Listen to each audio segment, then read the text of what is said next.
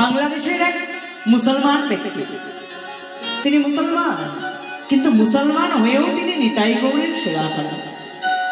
ভাবুন, যেখানে আমরা পশ্চিমবঙ্গের মানুষ হয়ে আমাদের বাংলায় নবদ্বীপ অবস্থিত, কিন্তু বড় সমস্যার বিষয়। সেদিন আমি এক জায়গায় ভাগবত কথা বলতে গিয়েছিলাম, তাদেরকে জিজ্ঞেস করলাম, শ্রীমৎ মহাপ্রভু কে চেনেন? কজন চেনেন? হাত তুলুন তো।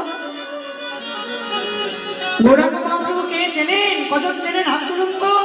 বড় লজ্জাকর দৃষ্টান্ত। এক দুজন ছাড়া সেখানে আর কেউ শ্রীমৎ মহাপ্রভুকে চেনেন না। আরে পশ্চিমবঙ্গবাসী, বিদেশিরা এসে এই হরিনাম গ্রহণ করলো, শ্রীমৎ মহাপ্রভুকে অমন করে সেবা করতে লাগলো। কত কত মুসলমান ডুবে গেল হরিনামে, প্রেমে।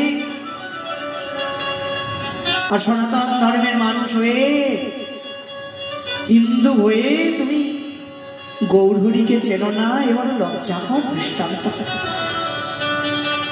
তো বাংলাদেশের সেই মুসলমান ব্যক্তিটি নিতাই গৌরের সেবা করেন, জানো? ভালো করে শুনুন, সবাই মন দিয়ে শুনুন।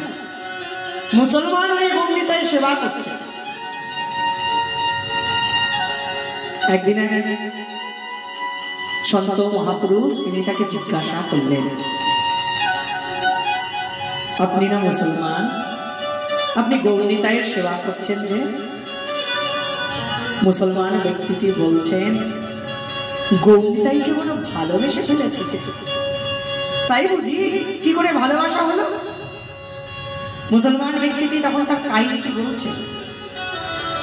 দেখুন কেমন করে ভগবানের প্রতি ভালোবাসা হয়।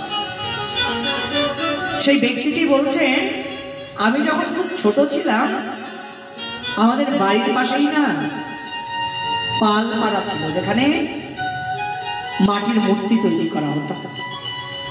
ছোটবেলার থেকে আমার মাটির মূর্তি তৈরি দেখতে খুব ভালো লাগতো। যদিও আমার সমাজের মানুষেরা না করতো, তবু আমি যেতাম ছোট ছোট। একদিন না সেই কুমোরশালায় নিতাই গৌরের মূর্তির অর্ডার এলো। আর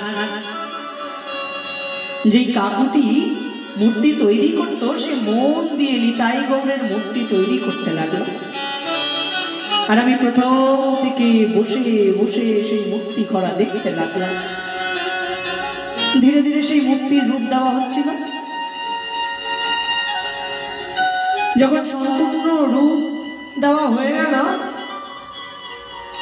প্রথম থেকে দেখছিলাম তো, দেখতে দেখতে ওই রূপের প্রতি যেন একটা প্রেম হয়ে গেল। আগে বুঝতে পারি না সেই প্রেমের কথা, কিন্তু একদিন কাকু আমায় বলল, কাল মূর্তিগুলো নিয়ে চলে যাবে, যাদের মূর্তি তারা নিতে আসবে। যেদিন আমি ওই কাকুর কাছ থেকে শুনলাম যে মূর্তিগুলো চলে যাবে, সেদিন না আমার অজান্তেই আমার চোখ দিয়ে যেন জল গড়িয়ে পড়তে লাগলো। কত মূর্তি গড়াই তো দেখেছি, কিন্তু মূর্তির প্রতি আমার প্রেম হয় কোনোদিন বুঝি নাই, কোনোদিন অনুভব হয় নাই।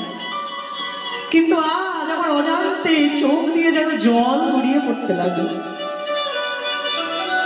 ওই ঘরে এসে না হাউ হাউ করে কাঁদতে লাগলাম।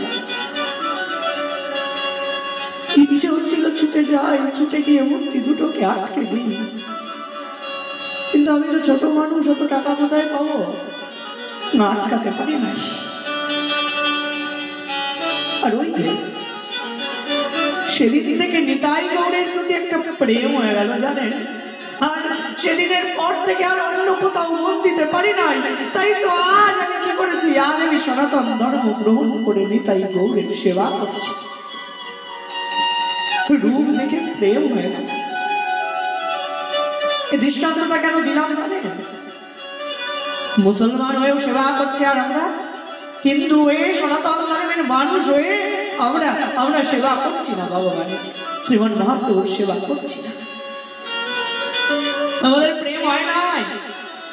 যে রূপ দর্শন করে বিধর্মীরা পর্যন্ত প্রেমে পড়ে যায়, সেই রূপ আমি কতদিন দর্শন করেছি, কতদিন বিগ্রহের শৃঙ্গার করেছি, কতদিন শ্রীবিগ্রহকে প্রণাম করেছি, কিন্তু কই প্রেম পাই নাই, ভালোবাসা হয় নাই। কেন জানো?